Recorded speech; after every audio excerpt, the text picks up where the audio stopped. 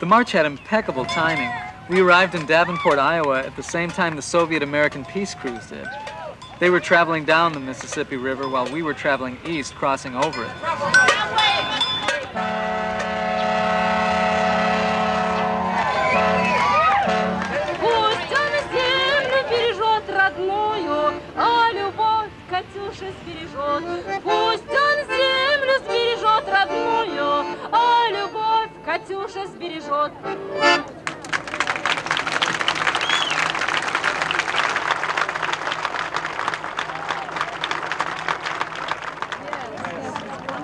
Strange name. And I've been walking the whole way. I'd like to give you my bracelet. It says peace.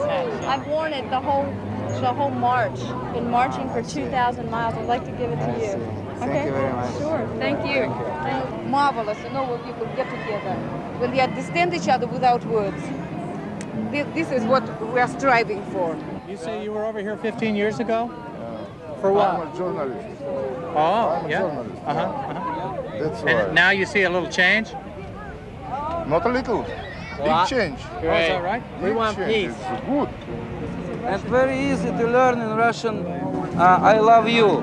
Yeah? Yes, but you say only yellow, blue, bus. Farewell, my friends, I'm bound for DC.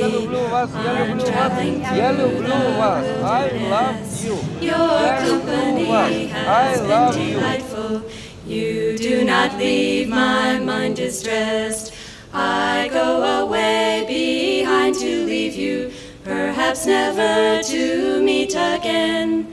But if we ever have the pleasure, I hope we'll meet in Washington.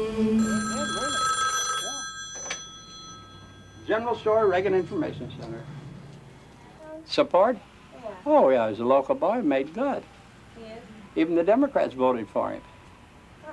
I grew up here in Polo, and this is 9 miles from the park where Ronald Reagan, the President of the United States now, was once a lifeguard. Wow. I voted for Reagan because, you know, and still I think he did. I'm glad I voted for him because I think he's done a good job so far. The Peace Walk comes through and you get rejuvenated, and more people or newer people show up at the meetings, you know, because of the Peace Walk again, and you're rejuvenated and you think, well, gosh, you know, maybe it all does make a difference, and so you just keep going, even though it's a real unpopular thing here, because in Reagan's hometown and in this area, you know, it's really a conservative area, and it's not fun being called a communist when you know that you're not. Of course, what the nuclear bombs does, make jobs, you know, for people. That's what making bombs does. Provides work, unemployment, in my opinion.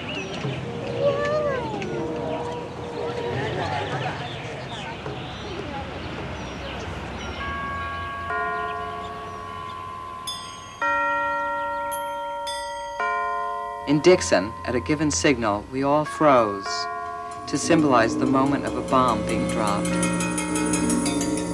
first atomic bomb was dropped, and as hideous as that was, to all of us overseas at that time,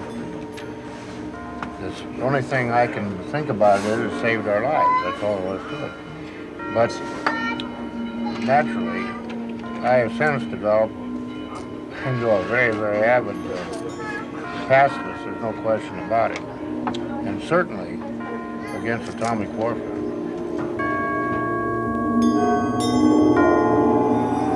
I don't think nuclear power is right because it's just, I mean, once it's done, I mean, who's going to win by it? Yeah, nobody's going to come out on top. No. And we went down to Beipu and on to Hiroshima. And I remember how I felt as an American going there. I almost felt guilty to go to the museum. I remember how we went up and rang the bell for peace and felt as though we wanted to work for peace in the world from that experience.